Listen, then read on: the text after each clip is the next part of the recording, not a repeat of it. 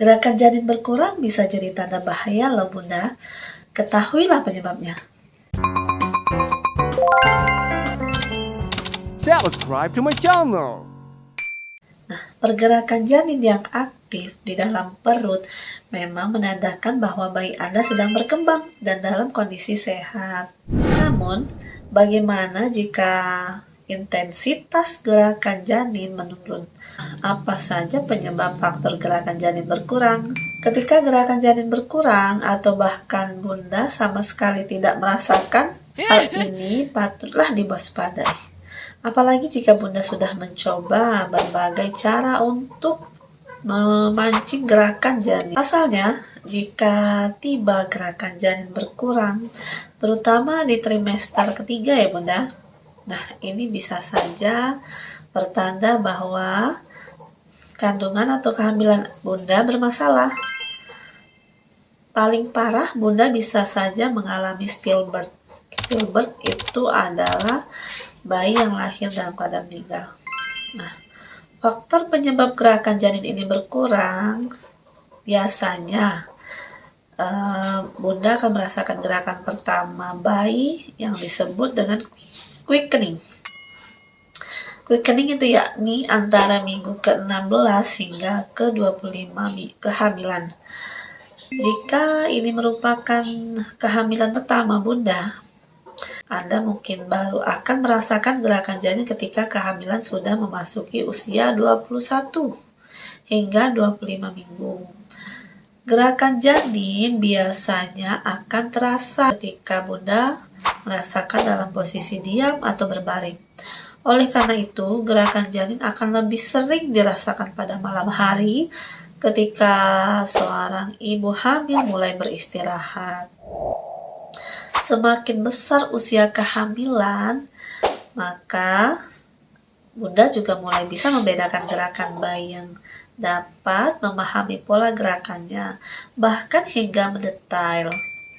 Karena Bunda akan tahu kapan waktu gerakan janin paling aktif, jam segini atau jam segini gitu. Akan tetapi ada kalanya beberapa bayi bergerak yang kurang aktif dari yang lain. Penyebab gerakan janin yang berkurang aktif ini mungkin bisa disebabkan karena bayi Anda sedang tertidur atau sedang lelah atau saat bayi Anda beristirahat. Nah, biasanya gerakan akan menurun selama 15 hingga 30 menit. Penyebab gerakan janin ini berkurang yang patut ibu hamil waspadai ini yaitu di samping itu ternyata gerakan janin berkurang juga bisa menandakan kondisi yang bahaya. Di antaranya yaitu Bunda mengalami dehidrasi. Seperti yang saya pernah paparkan ya Bunda, dehidrasi atau kurangan cairan di dalam tubuh. Nah, yang kedua itu janin kekurangan oksigen karena mungkin terlilit tali pusat atau kondisi lainnya di dalam perut. Tiga yaitu gangguan pada pertumbuhan janin. Pertumbuhan janin ini bisa jadi mungkin bayinya kurang berkembang ya Bunda. Yang keempat itu gangguan pada plasenta seperti plasenta previa yang pernah saya paparkan kemarin ya Bunda. Yang kelima itu infeksi intrauterin atau infeksi pada cairan amnion. Ini infeksi pada air ketuban ya, ciri-ciri air ketuban yang keruh itu. Nah, yang keenam itu tanda kelahiran prematur. Itu tanda kelahiran bayi yang BBLR. 7 adanya gangguan pada perkembangan otak janin. Dan 8 perkembangan saraf janin terganggu. 9 itu bayi Anda mengalami stres. Jadi kalau ibunya stres, bayinya juga bisa stres. 10 itu karena kondisi induksi persalinan. 11 itu stillbirth dan 12 keguguran. Nah, jadi bagaimana gerakan janin yang normal? Nah, berikut ini adalah panduan gerakan janin dari minggu ke minggu ya Bunda. Yaitu minggu ke-12 ya, yang pertama itu bayi Anda sudah mulai bergerak, tetapi mungkin Anda belum merasakan apa-apa karena ukuran janin masih kecil, masih terlalu kecil ya. Yang kedua itu minggu ke-16. Beberapa ibu hamil mulai merasakan sedikit getaran dari dalam perutnya. Pergerakan ini mungkin disebabkan oleh gerakan halus dari bayi. Akan tetapi ada juga yang belum merasakannya. Ada yang sudah merasakan, ada juga yang belum. Yang ketiga itu minggu ke-20. Pada minggu ini, Bunda mungkin mulai merasakan gerakan pertama bayi. Nah, yang keempat itu minggu ke-24. Bunda akan semakin merasakan gerakan bayi yang lebih kuat dan akan merasakan sedikit getaran ketika bayi Anda bersedih ya Bunda. Nah, minggu ke-28 bayi Anda mulai bergerak lebih aktif atau bahkan lebih kuat ya dari sebelumnya. Minggu ke-36 rahim Anda mungkin semakin sempit karena bayi mungkin semakin membesar. Jadi kondisinya ini memang akan mengurangi pergerakan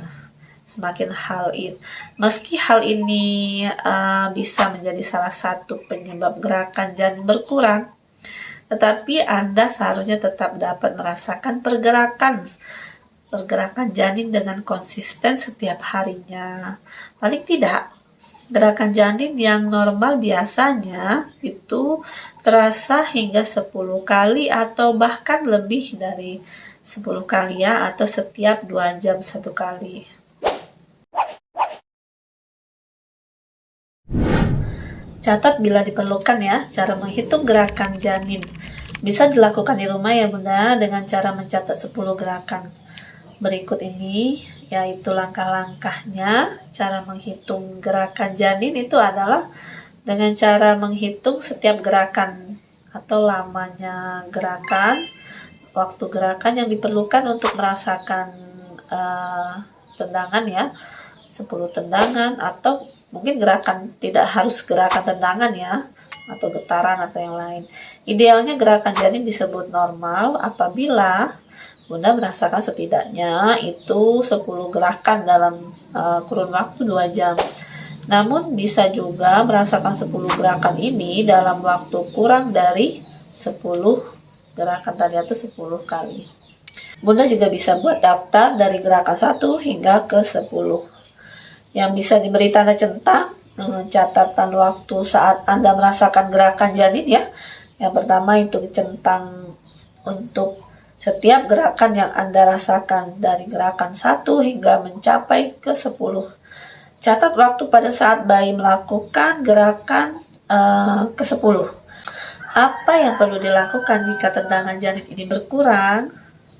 Jika Bunda merasa gerakan janin ini berkurang atau mengalami perubahan yang signifikan, maka lakukan cara ini ya Bunda di rumah, yaitu baringkan tubuh Bunda dengan posisi miring ke kiri ya, dan fokus pada gerakan janin Anda selama 2 jam.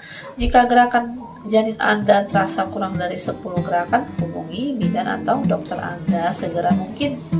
Minum minuman dingin atau manis juga bisa merangsang pergerakan janin ya Bunda lebih aktif.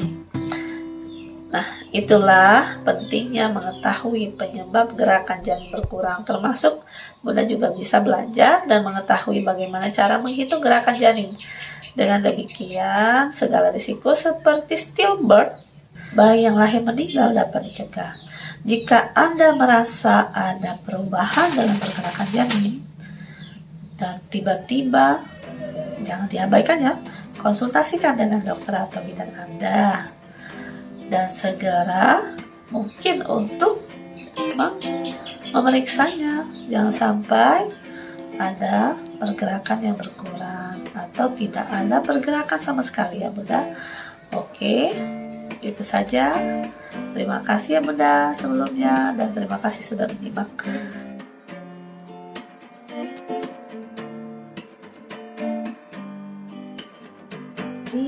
Keluarga besar Bidanita mengucapkan minal aidin wal faizin, mohon maaf lahir dan batin. Selamat Hari Raya Idul Fitri 1444 Hijriah. Selamat bagi yang merayakan. Taqabbalallahu minna wa minkum. Taqabbalallahu ya karim. Assalamualaikum Terima kasih. Subscribe to my channel.